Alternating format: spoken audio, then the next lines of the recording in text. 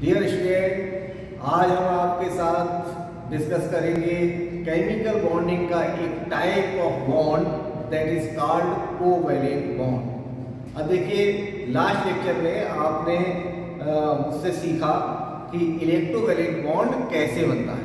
तो आज मैं आपको कॉन्सेप्ट क्लियर करने जा रहा हूँ कोवैलेंट बॉन्ड। अगर आप मन से सुनोगे तो 100% आपको कोवैलेंट बॉन्ड का कॉन्सेप्ट क्लियर होने वाला है। तो ध्यान से समझने की कोशिश कीजिए कि देखिए, सबसे पहले तो आपको ये हमेशा याद रखना है कि किसी भी तरह का कोई बॉन्ड अगर बनता है तो वो जो एटम्स होते हैं वो एक दूसरे के साथ इसलिए इंटरैक्ट करते हैं, इसलिए रिएक्शन करते हैं कि उन एटम्स का इनर्ट गैस जैसा अपना इलेक्ट्रॉनिक कॉन्फ़िगरेशन हो जाए। मतलब क्या हुआ कि प्रत्येक एटम अपना स्टेबल इलेक्ट्रॉनिक कॉन्फ़िगरेशन बनाना चाहता है। और हर क्लास में ये बात आपको हर बॉन्ड समझते समय ये याद रहनी चाहिए कि स्टेबल कॉन्फ़िगरेशन का मतलब कि कोई भी एटम या तो अपना इलेक्ट्रॉनिक कॉन्फ़िगरेशन हीलियम जैसा करना चाहता है, जिसके आउटर मोस्ट शेल में 2 इलेक्ट्रॉन होते हैं और उसका विन्यास स्टेबल होता है, या फिर इनर्ट गैसेस हीलियम के बाद जितने भी इनर्ट गैसेस हैं, neon, argon, krypton, xenon, radon, उन सबके आउटर मोस्ट शेल में 8 इलेक्ट्रॉन होते हैं। तो इस बेस पर आप कह सकते हैं कि जो एलिमेंट अपने आउटर मोस्ट शेल में 8 इलेक्ट्रॉन रखते हैं या 2 इलेक्ट्रॉन हीलियम जैसा रखते हैं, इस विन्यास को, इस कॉन्फ़िगरेशन को हम स्टेबल इलेक्ट्रॉनिक कॉन्फ़िगरेशन कहते हैं। और स्टेबल इलेक्ट्रॉनिक कॉन्फ़िगरेशन बनाने के लिए ही एटम किसी भी दूसरे एटम के साथ किसी भी तरह का कोई ना कोई बॉन्ड बनाते हैं। तो अब कोवैलेंट बॉन्ड की नेचर क्या है? देखिए, पीरियोडिक टेबल में जैसा फर्स्ट ग्रुप है तो फर्स्ट ग्रुप में लिथियम, सोडियम, पोटेशियम, तो इनमें क्या होता है, ये मोनो एटॉमिक होते हैं।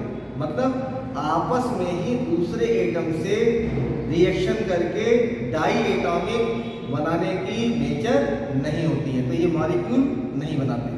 लेकिन जो नॉन मेटल्स हैं उनमें क्या है कि जैसे नाइट्रोजन है तो नाइट्रोजन N2 के रूप में क्या है, डाई एटॉमिक फॉर्म में पाई जाएगी। मतलब इसे आप कहोगे कि नाइट्रोजन का मॉलिक्यूल हो गया। इसी तरह से ऑक्सीजन है तो ऑक्सीजन भी O2, इसका मतलब वो भी मॉलिक्यूलर फॉर्म में है। तो नॉन मेटल्स में बहुत सारे एटम्स के बीच जो बॉन्ड बनता है तो उसमें कोवैलेंट बॉन्ड बनता है। अब कोवैलेंट बॉन्ड की डेफिनेशन को आप कैसे जानोगे और विद एग्जाम्पल आप समझिए तो आपको समझ लो 10th, 11th, 12th, BSc सभी में इस चीज को समझने की जरूरत रहती है, व्हाट इज कोवैलेंट बॉन्ड। अब देखिए, मैं कोवैलेंट बॉन्ड को पहले डिफाइन कर रहा हूं। जब आप कहेंगे कि जब समान मींस सिमिलर या असमान एटम्स परमाणु बराबर इलेक्ट्रॉन का साझा करते हैं तो उनके बीच बनने वाले बॉन्ड को कोवैलेंट बॉन्ड कहते हैं। अब यहाँ पर देखिए, कोवैलेंट बॉन्ड की डेफिनेशन है, इसके बाद आप इसके टाइप्स के बारे में जानोगे कि हाउ मेनी इलेक्ट्रॉन, मतलब कितने इलेक्ट्रॉन की एटम्स जो है शेयरिंग कर रहे हैं। तो डेफिनेशन निकल के आई कि जब समान या असमान परमाणु आपस में बराबर इलेक्ट्रॉन का साझा करते हैं, शेयरिंग करते हैं, उस प्रकार से बने बॉन्ड को हम कहेंगे कोवैलेंट बॉन्ड। अब देखिए, जो आप मेरी उंगलियों का ये सिंबल देख रहे हैं तो मैंने यूं किया, बराबर मींस एक इलेक्ट्रॉन, बराबर इलेक्ट्रॉन मींस 2 इलेक्ट्रॉन, इसी तरह से 3 इलेक्ट्रॉन।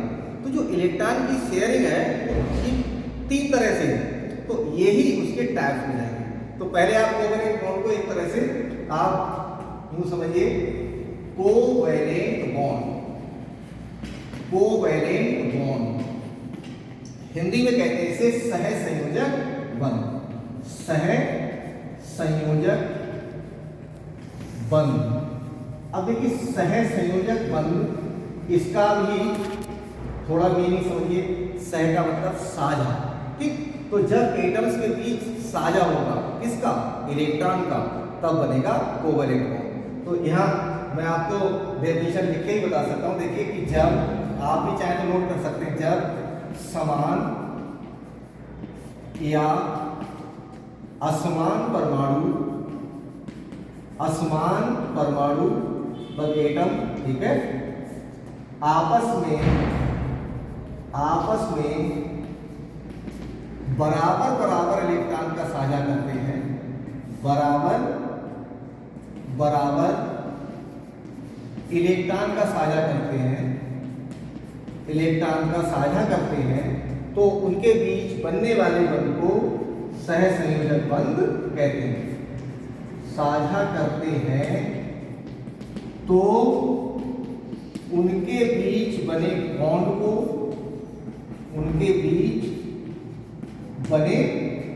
को हम कोवैलेंट बॉन्ड, है ना, उनके बीच बने बंध को, बॉन्ड को क्या कहेंगे? कोवैलेंट बॉन्ड कहते हैं, कोवैलेंट बॉन्ड कहते हैं। तो यहां आपने देखा कि एटम्स के बीच बराबर इलेक्ट्रॉन का साझा हो रहा है। अब यहां मैं आपको एग्जाम्पल देके बताता हूं कि आप एग्जाम्पल देखिए कैसे। तो आप एग्जाम्पल में जान सकते हैं H2 अणु का बनना, फॉर्मेशन ऑफ हाइड्रोजन मॉलिक्यूल। सबसे सिंपल एग्जाम्पल ले रहा हूं पहले में, आप देखिए H2 मॉलिक्यूल। अब इसमें हाइड्रोजन का एटॉमिक नंबर होता है 1, परमाणु क्रमांक 1, ठीक। अब ये हीलियम जैसा अपना इनर्ट कॉन्फ़िगरेशन बनाएगा। अब यहाँ देखिए एक इलेक्ट्रॉन है, तो इसे हीलियम जैसे 2 इलेक्ट्रॉन बनाने के लिए केवल 1 इलेक्ट्रॉन चाहिए। तो यहाँ पर बचा पाएंगे, देखिए H इसका 1 इलेक्ट्रॉन, और यहाँ H2 बनना है ये, तो दूसरा H ये इसका 1 इलेक्ट्रॉन। तो यहाँ दोनों ने एक इलेक्ट्रॉन का साझा किया, तो इसके पास H2 हो गई है, और इसी तरह से इसके पास भी H2। तो यहाँ पर जो दोनों हाइड्रोजन के बीच बॉन्ड बना, इसे हमने कह दिया कोवैलेंट बॉन्ड। तो ये तो हुआ कि कोवैलेंट बॉन्ड किसे कहते हैं। अब इसके बाद आप जानोगे कि टाइप्स ऑफ कोवैलेंट बॉन्ड। देखिए कोवैलेंट बॉन्ड 3 प्रकार का होता है। Number 1 single covalent bond, number 2 double covalent bond, और नंबर 3 ट्रिपल कोवैलेंट बॉन्ड।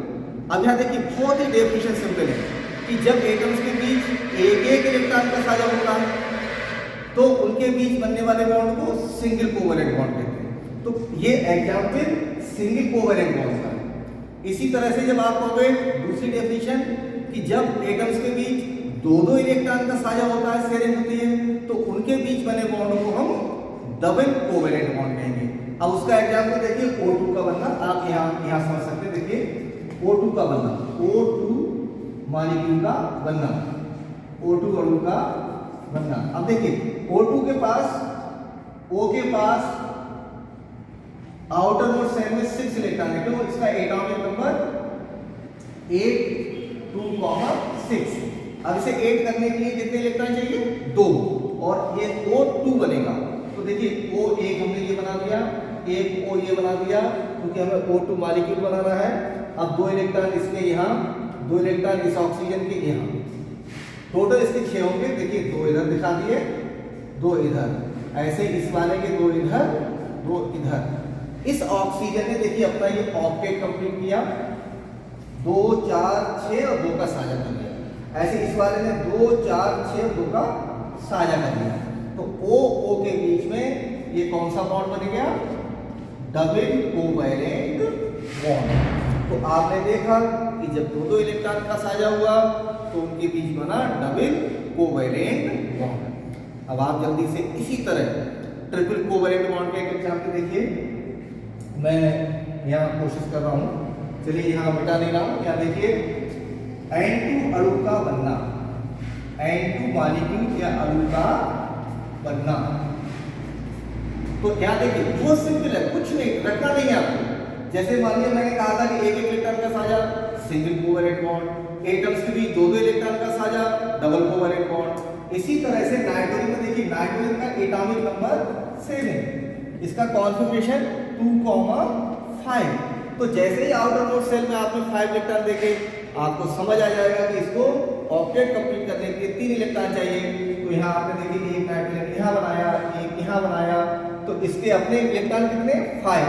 तो यहाँ 3 का हमें साझा दिखाना है, शेयरिंग, 2 इधर दिखा दिए। ऐसे इसकी 3 की हमें शेयरिंग करानी है, 2 इधर दिखा दिए। तो आप देख सकते हैं, देखिए 3 और 3 6 तो ये हो गए और 2 ये, तो इसका 1 हो गया। ऐसे ही 2 इधर 6 इधर, इसका 1 हो गया। तो यहाँ पर नाइट्रोजन के बीच between the nitrogen atom triple bond takes place. तो इसे हम कहेंगे ट्रिपल कोवैलेंट बॉन्ड। बहुत सिंपल है, आपको बस कॉन्सेप्ट क्लियर है तो कोई दिक्कत नहीं है। तो यहाँ आपने टाइप्स और कोवैलेंट बॉन्ड की डेफिनेशन को इस समय समझा, और मैं हल्का सा 1 मिनट में जल्दी से ये रिमाइंड कराता हूँ कि कोवैलेंट बॉन्ड जब एटम्स के बीच बराबर इलेक्ट्रॉन की शेयरिंग होती है तो जो बॉन्ड बनता है वो कोवैलेंट बॉन्ड, और जब एटम्स के बीच एक इलेक्ट्रॉन की सिंगल की शेयरिंग होती है तो उनके बीच वाले बॉन्ड को हम सिंगल कोवैलेंट बॉन्ड कहेंगे। इसी तरह से जब एटम्स के बीच 2 इलेक्ट्रॉन की शेयरिंग होती है तब उनके बीच वाले बॉन्ड को हम डबल कोवैलेंट बॉन्ड, जैसा आपने ऑक्सीजन के बनने में देखा और ट्रिपल में आपने देखा नाइट्रोजन के साथ। तो इस तरह से आप कोवैलेंट बॉन्ड को बनाना सीख जाएंगे। सबको समझ आया? उम्मीद करता हूं कि आपको समझ में आ रहा होगा, और अगर नहीं आ रहा है तो आप मुझे कमेंट करके बता सकते हैं कि सर, या तो ये कहिए कि सर इस टॉपिक को हमें दोबारा से बता दीजिए, या फिर आप अपनी जरूरत का कोई भी टॉपिक बताएंगे, मैं आपको वीडियो डालता रहूँगा। Thank you.